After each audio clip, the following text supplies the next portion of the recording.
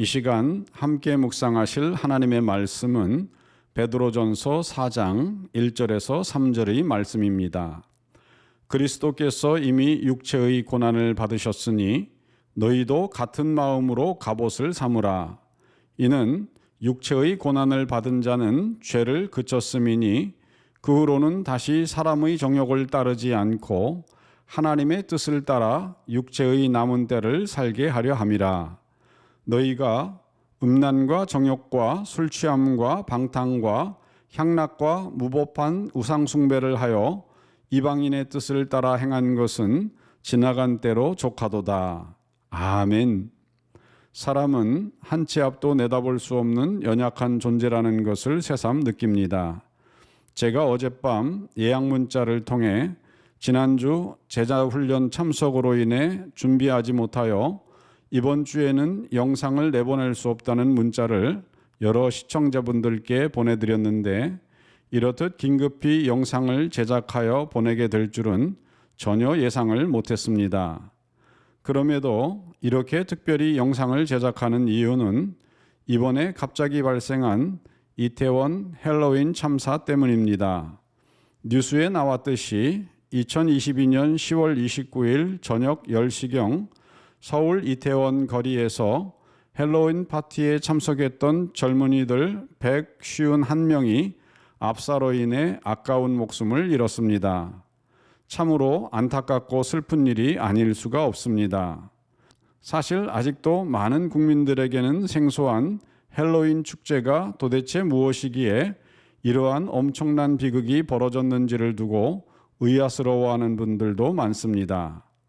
이에 헬로윈에 대해 잠시 역사적인 배경을 살펴보면 가톨릭에서는 11월 1일을 모든 성인의 대축일, 즉 만성절로 삼고 있습니다.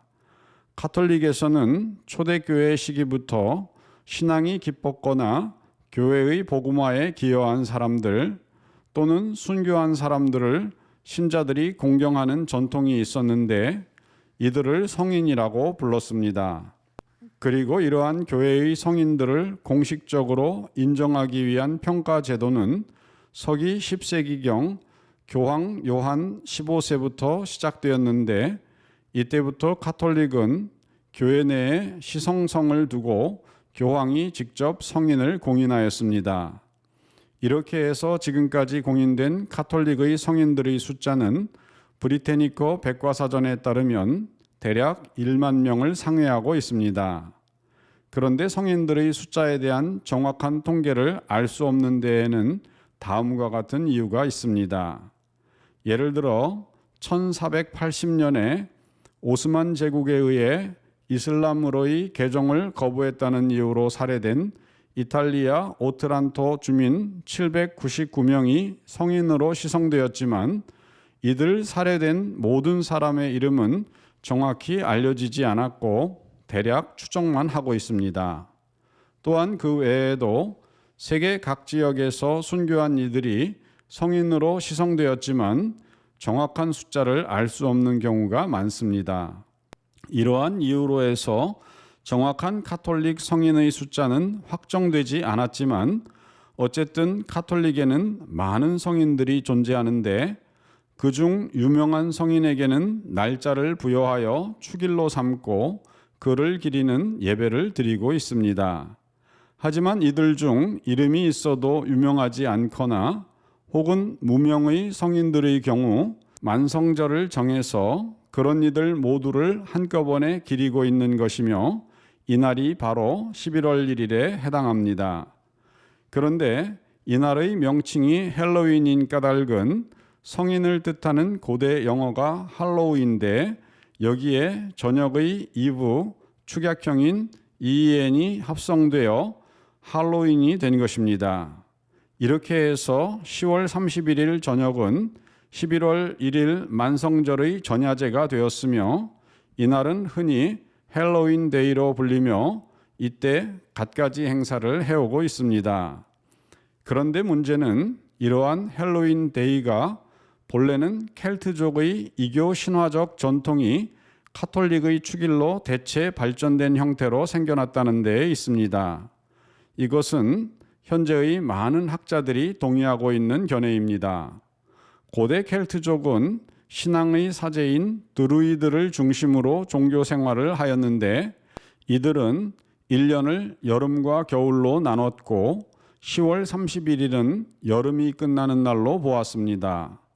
서윈으로 일컫는 이날은 수학기가 끝나고 겨울이 시작되는 것을 알리는 켈트족의 축제날로 이들에게 새해는 11월 1일에 시작된다고 믿어졌습니다.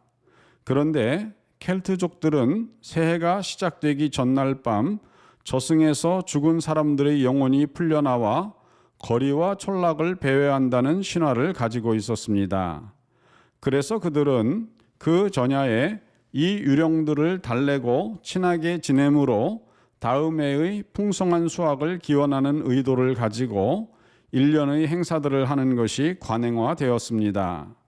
따라서 이러한 행사의 일환으로 사람들은 유령 분장을 하고 술을 마시며 흥청거리고 파티를 즐기는 것이었습니다. 이러한 풍습은 서구에 널리 퍼졌는데 근래에 와서 미국에서는 이 헬로윈 전야제에 소모되는 설탕값만 20억 달러, 즉 한국 돈으로 2조 8천억 원 이상이나 되므로 이러한 막대한 이익을 노린 상술이 부추기어서 더욱더 크게 번성하게 되었습니다. 그래서 헬로윈 데이를 전후하여 갖가지 헬로윈 용품을 전시하는 마켓도 크게 형성되었고 10월 31일 밤에는 호박의 안을 도려내고 그 속에 촛불을 세워놓는 재고 랜턴을 만들고 기업에서 제품으로 팔기도 합니다.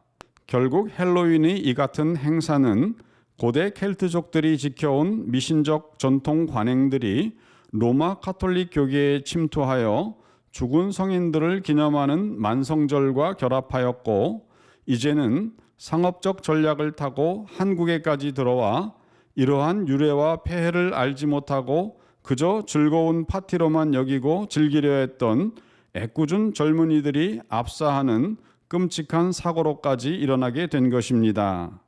그렇습니다. 헬로윈은 죽은 자들과 교제하며 귀신들과 유령들이 비유를 맞추는 사단의 숨겨진 계략이 담긴 위험한 축제입니다. 그러므로 우리 성도들은 이러한 헬로윈의 진짜 정체를 깨닫고 적극적으로 거부하여야만 합니다. 성경은 귀신과의 교제를 경고하면서 말하기를 고린도전서 10장 20절 무릇 이방인이 제사하는 것은 귀신에게 하는 것이요 하나님께 제사하는 것이 아니니 나는 너희가 귀신과 교제하는 자가 되기를 원하지 아니하노라. 아멘 라고 하였기 때문입니다. 이번 이태원 참사로 죽어간 젊은이들의 유족들에게 심심한 조의를 표하오며 오늘도 말씀과 성령 안에서 세상 문화에 넘어가지 않고 하나님과 바른 동행하시는 성도 되시기를 주님의 이름으로 축원드립니다. 다 같이 기도하겠습니다. 사랑하는 하나님 아버지, 고대 켈트족들로부터 시작된 만성절 헬로윈 축제가 이제는 한국에까지 들어와서 그 유래를 알지 못하는 수많은 젊은이들이 그저 즐기는 축제인 줄로만 알고 각종 귀신 분장을 하고 즐기다가 끔찍한 사고가 일어났습니다. 오늘 우리는 우리를 지으신 하나님의 거룩하신 성령과 교제하며 악한 더러운 영들과의 교제를 끊고 오직 하나님 중심으로 사는 성도의 삶을 살기를 원합니다. 사랑하는 하나님 아버지, 이 땅을 정화시켜 주시고 또한 헬로윈 축제의 참사로 인하여서 유명을 달리한 수많은 젊은이들의 가족들을 위로하여 주시옵소서. 우리 구주 예수님의 이름으로 기도드리옵나이다. 아멘.